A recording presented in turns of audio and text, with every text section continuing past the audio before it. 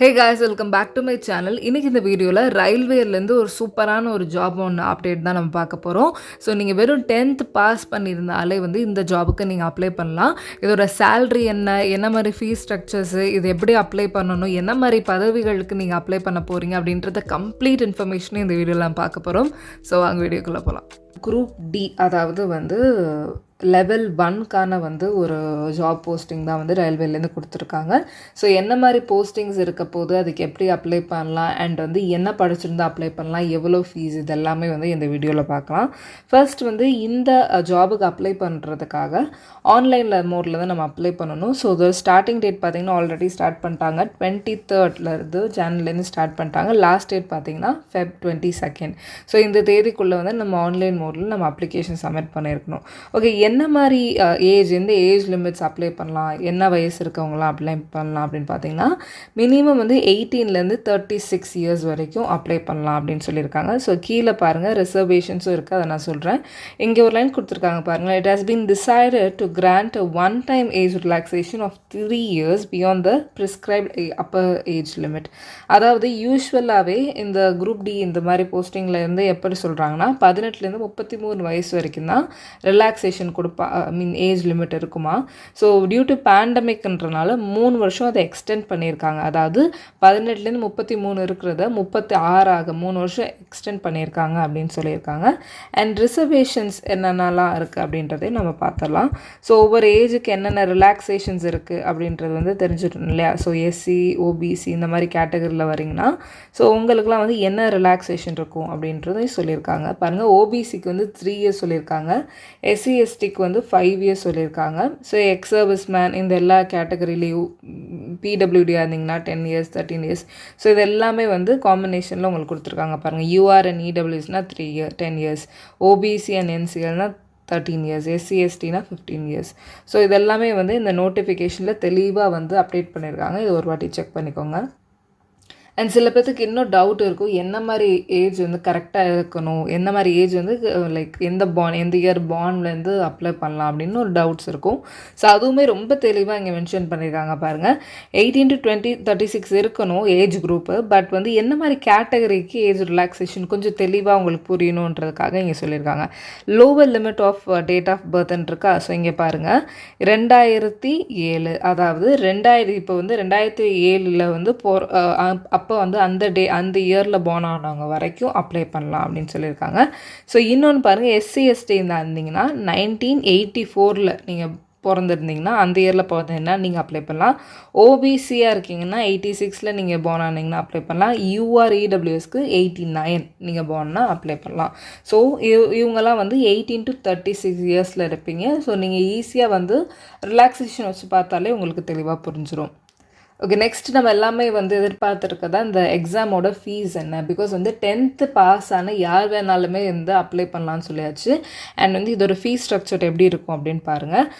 இங்கே என்ன சொல்லியிருக்காங்கன்னா பிடபிள்யூ கேண்டிடேட்ஸ், எல்லா ஃபீமேல் கேண்டிடேட்ஸ், அதாவது எந்த வகுப்பை சேர்ந்த ஃபீமேல் கேண்டிடேட்ஸ்க்கும், டிரான்ஸ்ஜெண்டர், எக்ஸ் சர்வீஸ்மேன் எல்லாத்துக்குமே வந்து 250 ஃபீஸ் வந்து 250 ருபீஸ் வந்து சார்ஜ் பண்ணுறாங்க.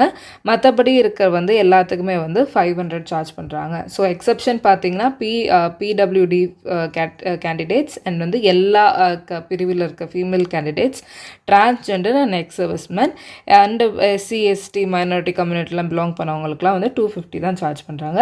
அண்ட் இன்னொன்று என்ன சொல்லியிருக்காங்கன்னா இந்த 250 வந்து அதில் வந்து ஒரு அமௌண்ட் வந்து ரிட்டர்ன் பண்ணுவாங்க. எப்போ அப்படின்னா நீங்கள் வந்து எக்ஸாமுக்கு வந்து அதாவது எக்ஸாம் வந்து அட்டன் பண்ணுறப்ப வந்து அட்டன் பண்ணாலே அந்த அமௌண்ட் உங்களுக்கு ரீஃபண்ட் பண்ணிடுவாங்க.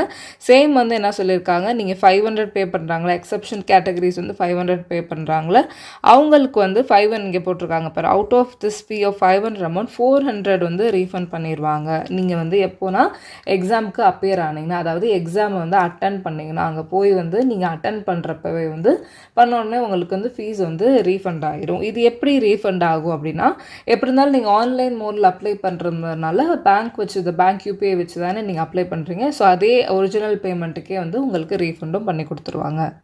ஓகே. ரீஃபண்ட் ரிலேட்டட் வந்து ஏதாவது டவுட்ஸ் ஏதாவது இருந்தால் இந்த மெயில் ஐடிக்கு வந்து நீங்கள் வந்து கால் பண்ணி இல்லைனா வந்து ரீச் பண்ணி இந்த மெயில் ஐடி ரீச் பண்ணி கேட்கலாம். இல்லை காண்டாக்ட் நம்பர் இருக்குது, இதையும் வச்சு நீங்கள் கால் பண்ணியும் கேட்டுக்கலாம். என்ன மாதிரி பதவிக்கு வந்து ரெக்ரூட் பண்ணுறாங்க அப்படின்றத வந்து பார்த்துடலாம். அதுக்கு என்ன மாதிரி குவாலிஃபிகேஷன் கேட்குறாங்கன்றதையும் பார்த்துடலாம். ஸோ இங்கே பாருங்கள் 50th பேஜில் உங்களுக்கு வந்து தெளிவாக போட்டிருப்பாங்கய்யா. ஸோ இங்கே பாருங்கள் போஸ்ட் பேராமீட்டர்ஸ் இந்த பேஜில் வந்து பார்த்தீங்கன்னா தெரியும் இவ்வளவு பதவிகள் காலி பதவிகள் இருக்குது. அதாவது assistant SNT, assistant workshop, assistant bridge, assistant garage, இந்த மாதிரி இவ்வளோ போஸ்டிங்ஸ் இருக்குது. பாருங்கள் கிட்டத்தட்ட 14 விதமான போஸ்டிங்ஸ் இருக்குது. ஸோ உங்களுக்கு பக்கத்தில் அது என்ன மாதிரி டிபார்ட்மெண்ட்டில் சேர்ந்ததுன்னு கொடுத்துருப்பாங்க. ஃபார் எக்ஸாம்பிள் இங்கே அசிஸ்டண்ட் லோகோ ஷெட் எலக்ட்ரிக்கல், இது எலக்ட்ரிக்கல் டிபார்ட்மெண்ட் சேர்ந்தது. ஸோ மோஸ்ட்லி எல்லாத்தோட அதாவது போஸ்டிங்க்கும் என்ன குவாலிஃபிகேஷன், எஜுகேஷ்னல் குவாலிஃபிகேஷன் கேட்குறாங்க அப்படின்னு பார்த்தீங்கன்னா 10th பாஸ். நீங்கள் வந்து 10th வந்து ஜஸ்ட் பாஸ் பண்ணியிருந்தீங்கன்னா போதும். இல்லை அப்படின்னா ஐடிஐ படிச்சிருந்தீங்கன்னா போதும். இல்லைன்னா இந்த அப்ரெண்டிஸ்ஷிப் சர்டிஃபிகேட் வச்சுருந்தீங்கன்னா கூட போதும். அதாவது என்சிவிடி அப்படின்றது நான் கிராண்ட் பண்ண ஒரு சர்டிஃபிகேட் இருந்தால் கூட போதும். அதாவது நீங்கள் ரயில்வேல நீங்கள் அப்ரெண்டிஸ்ஷிப் எடுத்திருந்தீங்கன்னா அந்த சர்டிஃபிகேட்டை வச்சு கூட நீங்கள் அப்ளை பண்ணிக்கலாம். ஸோ உங்களோட ஏஜ் லிமிட் பாருங்கள் 18 to 36 இயர்ஸாக இருக்கணும். ப்ளஸ் ரிலாக்ஸேஷனையும் பார்த்துக்கோங்க. ஜஸ்ட்டு 10th பாஸ் பண்ணியிருந்தீங்கன்னா போதும், இந்த ஜாபுக்கு நீங்கள் அப்ளை பண்ணிக்கலாம். And okay. ஸோ சென்னைக்கு என்ன மாதிரி, அதாவது நம்ம இது பார்த்திங்கன்னா சென்னை சிட்டியில் தான் வரும். ஸோ அதுக்கு என்ன மாதிரி வேக்கன்சிஸ் இருக்குது அப்படின்றதையும் நம்ம பார்த்துடலாம். ஓகே, இதான் வேக்கன்சி டேபிள். இதில் பாருங்கள் வந்து மொத்த எவ்வளோ காலி பணியிடங்கள் இருக்குது அப்படின்னா 2694 காலி பணியிடங்கள் நமக்கு இருக்குது. ஸோ மொத்தமாக பாருங்கள், இங்கேருந்து உங்களுக்கு ஈஸியாக புரிஞ்சிருக்கும். இதில் வந்து ஈஸியாக என்ன கொடுத்துருக்காங்கன்னா ஓபிசிக்கு எவ்வளோ வேக்கன்சிஸ் இருக்குது, எஸ்சிக்கு எவ்வளோ இருக்குது, யூஆருக்கு எவ்வளோ இருக்குது, எஸ்டிக்கு எவ்வளோ இருக்குது, இடபிள்யூஎஸ்க்கு எவ்வளோ இருக்குது. ஸோ இதில் மாதிரி வந்து ஸ்ப்ளிட் பண்ணியே கொடுத்துருக்காங்க. ஸோ இதில் வேக்கன்சிஸ் எல்லாமே பாருங்கள், எல்லாமே 10th பாஸ் பண்ணியிருந்தால் போதும். ஸோ உங்களுக்கு எந்த டிபார்ட்மெண்ட் உங்களுக்கு தான் இருக்கோ அதில் வந்து நம்ம போட்டு அப்ளை பண்ண வேண்டியதான். ஸோ இதில் மோஸ்ட்லி வந்து பார்த்தீங்கன்னா அசிஸ்டன்ஸ் நிறையா கொடுத்துருக்காங்க, அண்ட் பாயிண்ட்ஸ் மேன் கொடுத்துருக்காங்க, track maintenance. So track maintenance உங்களுக்கு வந்து ட்ராக் மெயின்டைன் பண்ணுற மாதிரி இருக்கும். பாயிண்ட்ஸ் மேன்ன்றது அந்த சிக்னல்ஸ் மேபி காட்டுற மாதிரி இருக்கும். ஸோ டிராஃபிக் அந்த டிபார்ட்மெண்ட்டில் வருவீங்க.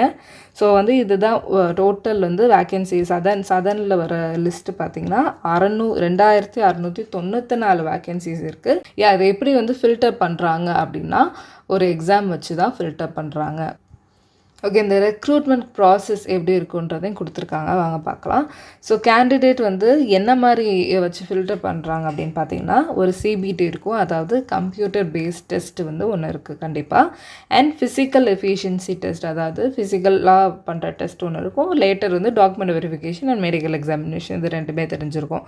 ஸோ இந்த சிபிடி அப்படின்றது ஜென்ரலாக இருக்கக்கூடிய வந்து நம்ம நார்மலாகவே குரூப் எக்ஸாம்ஸ்க்கோ இல்லை வந்து சென்ட்ரல் கவர்மெண்ட் எக்ஸாம்ஸ்க்கு எழுதக்கூடிய அந்த ரயில்வே பேட்டர்னோட சிலபஸ், சேம் சிலபஸ் தான் இங்கேயும் ஃபாலோ பண்ணுறாங்க. உங்களுக்கு சிலபஸ் வேணும்னா ஸோ சிலபஸும் கொடுத்துருக்காங்க. அண்ட் அதுக்கு முன்னாடி வந்து என்ன மாதிரி பேட்டர்னில் கேட்பாங்கன்றதையும் பார்த்துடலாம். ஸோ 90 minutes எக்ஸாம் இருக்க போது ஜென்ரல் சயின்ஸில் வந்து 25 கொஷின்ஸ் கேட்க போகிறாங்க. அண்ட் வந்து மேக்ஸில் 25, ரீசனிங்கில் 30, அண்ட் வந்து கரண்ட் அஃபேர்ஸில் 20, மொத்தம் வந்து 100 கொஷின்ஸ் வந்து இருக்க போகுது. அண்ட் நிறைய பேர் கேட்பீங்க நெகட்டிவ் மார்க்ஸ் இருக்கா அப்படின்னு கேட்டிங்கன்னா எஸ், இந்த வாட்டி நெகட்டிவ் மார்க்ஸ் இருக்குது. 1/3 மார்க் வந்து டிடெக்ட் பண்ணுவாங்க ஃபார் ஈச் ராங் ஆன்சர். ஒரு கேள்விக்கு 0.33 அந்த அளவுக்கு வந்து மார்க் குறைய தான் போகுது. ஸோ இதில் வந்து சிலபஸ் பாருங்கள், இதுதான் சிலபஸ். மேக்ஸ் வந்து எல்லா சிலபஸ் கொடுத்துருக்காங்க, ரீசனிங்ஸில் வந்து சிலபஸ் கொடுத்துருக்காங்க, சயின்ஸோட இது சிலபஸ், அண்ட் வந்து கரண்ட் அஃபேர்ஸ் சிலபஸ், இது எல்லாமே கொடுத்துருக்காங்க. And physical eligibility efficiency test அப்படின்றது வந்து மேல் அண்ட் ஃபீமேல்ஸ்க்கு டிஃபர் ஆக தான் போகுது. அதையுமே தெளிவாக அந்த நோட்டிஃபிகேஷன்லேயே கொடுத்துட்டாங்க பாருங்களேன். ஏன் அப்படின்னா ஸோ வந்து மேலுக்கு வந்து என்ன அப்படின்னு கொடுத்துருக்காங்க பாருங்கள். மேல் வந்து 35 கிலோவோட ஒரு சாண்ட் பேக்கோ ஏதோ ஒரு வெயிட்டை தூக்கிட்டு வந்து 100 மீட்டர் வந்து ஓடணும். ஸோ லிஃப்ட் பண்ணி அவங்க ஓடணும். அதுவும் வந்து 2 minutesல வந்து அவங்க ஓடணும். ஸோ அந்த வெயிட், அதாவது ஃபார் எக்ஸாம்பிள் ஒரு சாண்ட் பேக்கோ இல்லை ஒரு மூட்டை ஏதோ தூக்கிட்டு ஓடுறாங்க அப்படின்னா அதை கீழே வச்சிடாமல் வந்து அவங்க வந்து போகணும். ஸோ அது வந்து 2 minutesக்குள்ளே முடிச்சிடணும். ஸோ இதுதான் வந்து ஃபிசிக்கல் எஃபிஷியன்சி டெஸ்ட். இதுதான் வந்து அவங்களோட டெஸ்ட்டு. அண்ட் ஆல்சோ வந்து அவங்க வந்து 1000 meters வந்து வெறும் 4 minutes and 50 secondsல வந்து ஒரே சான்ஸில் வந்து அவங்க ஓடணும். ஸோ இது மேல் கேண்டிடேட்ஸோட ஃபிசிக்கல் எஃபிஷியன்சி டெஸ்ட். இதே ஃபீமேல் ஃபீமேலுக்கு எப்படி இருக்குது அப்படின்னு பார்த்தீங்கன்னா, ஃபீமேல் வந்து மேலுக்கு வந்து 35 கேஜினா ஃபீமேலுக்கு வந்து வெறும் 20 கேஜி எடுத்துகிட்டு ஸோ 2 மினிட்ஸில் அந்த 100 மீட்டர்ஸே அவங்க வந்து கிடக்கணும் வித்தவுட் புட்டிங், அதாவது கீழே விழுகாமல் கீழே வைக்காமல் அவங்க வந்து இதை வந்து பாசிபிள் ஆக்கணும். அண்ட் வந்து இவங்களை வந்து 1000 மீட்டர்ஸ் வந்து 5 minutes 40 seconds 1 shots இவங்க கம்ப்ளீட் பண்ணுற மாதிரி இருக்கணும். ஸோ இதுதான் வந்து இவங்க 2 பேர்த்திற்கு கொடுத்துருக்க ஃபிசிக்கல் எஃபிஷியன்சி டெஸ்ட். ஸோ நான் ஃபஸ்ட்டு சொன்னது சிபிடி. சிபிடி நீங்கள் முடிச்சோன்னே, அதாவது ஒரு ஆன்லைன் எக்ஸாம், அதாவது ஒரு கம்ப்யூட்டர் பேஸ்டு டெஸ்ட் முடிச்சதுக்கப்புறம் இந்த ஃபிசிக்கல் எஃபிஷியன்சி டெஸ்ட் முடிச்சிட்டிங்கன்னா டேரெக்டாக உங்களுக்கு என்ன இருக்க போகுதுன்னா டாக்குமெண்ட் வெரிஃபிகேஷன் தான் இருக்க போகுது. ஸோ லேட்டர் உங்களுக்கு வந்து ஒரு மெடிக்கல் எக்ஸாமினேஷன்ஸ் இருக்க போகுது. ஸோ மொத்தமே வந்து 4 ஸ்டெப் தான். ஸோ சிபிடி முடிக்கிறீங்க, ஃபிசிக்கல் எஃபிஷியன்சி டெஸ்ட் முடிச்சதுக்கப்புறம் ஒரு வெரிஃபிகேஷன் அண்ட் வந்து மெடிக்கல் எக்ஸாமினேஷன் போகிறீங்க. ஓகே, உங்களுக்கு வந்து ஒரு பேசிக்காக ஒரு ஐடியா கிடச்சிருக்குன்னு நினைக்கிறேன். ஏன்னா வந்து இவ்வளோ வேக்கன்சிஸ் இருக்குது. ஸோ அதுலேயும் வந்து உங்களுக்கு வந்து பிரிவுகள், அதாவது எஸ்சி எஸ்டி யூஆர் கேட்டகரி எல்லா கேட்டகரியுமே பிரித்தும் கொடுத்துருக்காங்க. ஸோ வந்து ப்ரையாரிட்டிஸ் கொடுத்து அப்ளை பண்ணுங்கள். ஸோ கண்டிப்பாக கிளிக் ஆகும். அண்ட் வந்து நீங்கள் நல்லா வந்து ப்ரிப்பேர் பண்ணிட்டு போங்க. ஏன்னா வந்து வெறும் 10th பாஸ்க்கான ஒரு கவர்மெண்ட் ஜாப் வந்து கிடைக்கிதுன்னா சும்மா இல்லை. ஸோ எல்லாமே வந்து பார்த்திங்கன்னா அசிஸ்டன்ட் போஸ்ட் மாதிரி தான் இருக்குது. எல்லாமே ரொம்ப நல்ல ஜாபு. ஓகே, இந்த ஜாபோட வந்து சேல்ரி எவ்வளோ அப்படின்னு பார்த்துடலாம். ஸோ இதில் பாருங்கள், இனிஷியல் பே எவ்வளோ கொடுத்துருக்காங்க அப்படின்னு பார்த்தீங்கன்னா 18,000 கொடுத்துருக்காங்க. அக்கார்டிங் டு 7th சிபிசி பொறுத்த வரைக்கும் இந்த சேல்ரி வந்து 18,000 அப்படின்னு சொல்லியிருக்காங்க. இது வெறும் பேசிக் பே தாங்க. நீங்கள் வந்து வெறும் 18,000 அப்படின்னு நினச்சிருக்காங்க, வெறும் பேசிக் பே தான். ஸோ உங்களுக்கு வந்து எப்படி இருந்தாலும் வந்து ஒரு சென்ட்ரல் கவர்மெண்ட் ஜாப் அப்படின்னா உங்களுக்கு தெரியும், ஹெச்ஆர்ஏ வரும், டிஏ வரும், இந்த மாதிரி நிறைய அலவன்ஸ்லாம் வரும். மினிமம் ஆவது உங்களுக்கு 30 to 40 ஆகுது மினிமம் இருக்கும். ஸோ இதில் வந்து இனிஷியல் பே வெறும் பேசிக் மட்டும் 18 கொடுத்துருக்காங்க. ஸோ உங்களுக்கு அலவன்சஸ்லாம் சேர்த்து நியர்லி வந்து 30 to 35 to 40 வரைக்கும் உங்களுக்கு வந்து இதோட சேல்ரி வந்து இருக்கும். ஸோ அதுக்கப்புறமேட்டு உங்கள் இன்க்ரிமெண்ட் எல்லாமே இருக்கும்.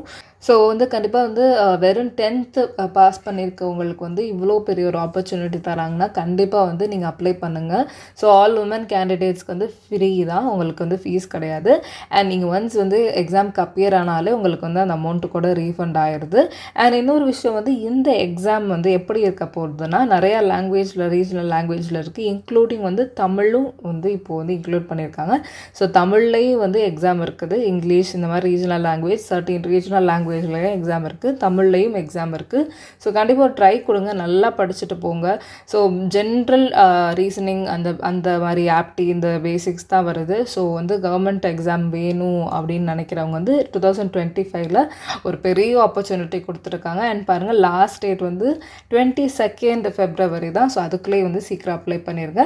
ஸோ உங்களுக்கு இந்த வீடியோ பிடிச்சிருந்தா லைக் பண்ணுங்கள். வேறு ஏதாவது டவுட்ஸ் இருந்தால் ப்ளீஸ் கமெண்ட் பண்ணுங்கள் அண்ட் சப்ஸ்கிரைப் மை சேனல்.